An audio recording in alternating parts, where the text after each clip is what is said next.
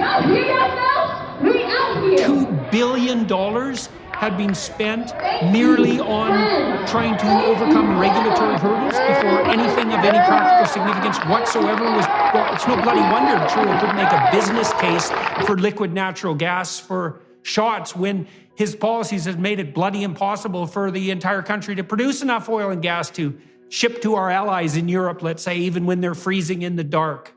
Completely. And this is the fundamental problem we have in Canada, is that the power of trade and commerce was given to our federal level of government with the idea that provinces might be scrapping over jurisdiction and might be wanting to block each other's products. And so the federal government was given that power so that they could streamline the process to make sure that we could get our products to market. They're using it in an offensive way. They're using it to block access for our products to get to market. So my view of it is this, that we were prepared to work collaboratively with the federal government taking the lead. And now we're going to take the lead. And what that looks like, and I just recently wrote a letter to Scott Moe, the Premier of Saskatchewan, and Heather Stephenson, the Premier of Manitoba, because if we could get an economic trade route along our northern territories between our three provinces, we can get access to a port that will allow us to export our products internationally. And so I propose that we meet in Churchill, which is the foundation for a port that might be able to begin that process. But that's not the only one. I mean, we could, and I'll tell you the difference on this, because the issue that we have right now is we've been making our proponents of a pipeline fight every little battle on their own. So they propose the route, then they have to negotiate with every single landowner, they have to negotiate with every single municipality, they have to negotiate with the different levels of government, they have to negotiate with the federal government, then they have to go through court, and there's First Nations. And then on top of that, you can have a court process that throws the whole thing out. So if we reverse that process and said, you know what, we're going to do the work in advance. Alberta, Saskatchewan, Manitoba, we're going to get together and we're going to identify the corridor. We're going to work with our First Nations and Métis to make them equal partners in ownership. We're going to address the environmental issues of caribou habitat and other endangered species. We're going to make sure that we're avoiding the areas that are archaeologically or ceremonially significant for our First Nations communities. And once this corridor is built, then we'll invite the proponent to come in, because then we will have done our work of clearing away all those hurdles and be able to reduce those billions of dollars in regulatory costs. And that's a scrap that I'm willing to have with the federal government. This is their work, and they have failed to do this. We've been asking for them to do this since the 1930s. We've got a fantastic relationship with our First Nations communities, of which 100 of them are oil and gas producers themselves. They want to get their product to market too.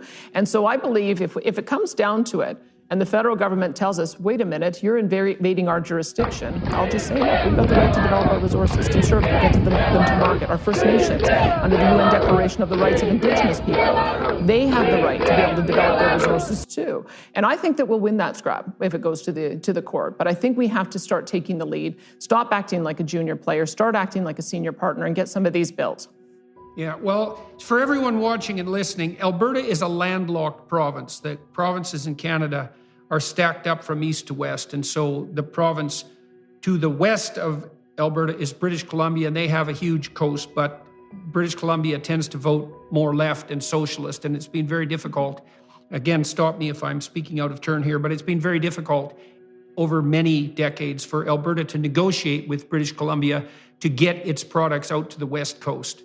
And so that's a big problem. But is Churchill, is the Hudson Bay, because the Hudson Bay is the coastline of Manitoba. It's in the center of Canada. Is the coastline, are the ports in Manitoba suitable for export use for these sorts of projects? I have a number of technical experts who've been working on developing different proposals, and my understanding is the answer to that is yes. There is also a port a little bit further south that I think is open and ice-free more months year-round. But look at Russia. I mean, Russia is not. They're not saying, oh, there's some ice in the way, we can't build there. They said, oh, there's ice in the way, let's get 47 icebreakers. And to me, if we have the technology to be able to keep these ports cleared year-round, we just have to have the political will to work together on getting the work done. And in the past, maybe it's because you have a if you have to deal with multiple jurisdictions, there's election cycles, and it becomes difficult. I think we were also holding out hope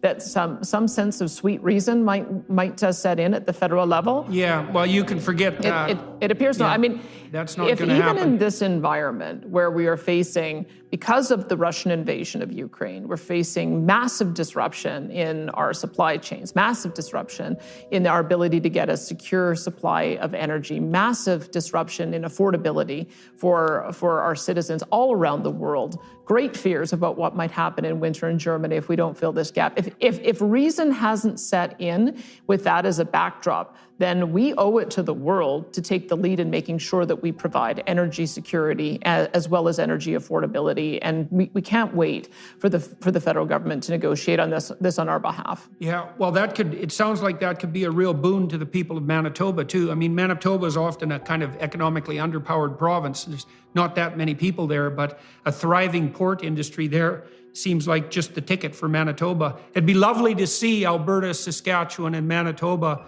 form a coalition that had the kind of political power and population that could serve as a buttress against the centralists and the people in the East who think they don't need oil and gas or energy, except they still want the money from the West, which it's so appalling, that attitude, that it's almost indescribable. Well, let me add a layer to that, too, because when I spoke with Premier Stephenson, I'd asked her if they had ever scoped out what it would look like to build transmission lines back to Alberta so that we could have non-carbon dioxide emissions fuel in the form of hydroelectric power coming to fuel our oil sands development. And I gather they've never really even considered that. But that's the kind of win-win that we're looking for. Because the other part, too, is that as our bitumen becomes more valuable, it gets put on rail cars because we can't put it into pipelines. When you put it on rail cars, now you're crowding out all of our grain producers. And so we need to not only build pipelines for oil, for gas, we could build transmission lines. We can also look at building new highway, new rail line. And that's when you start getting a full service corridor. That's the kind of proposal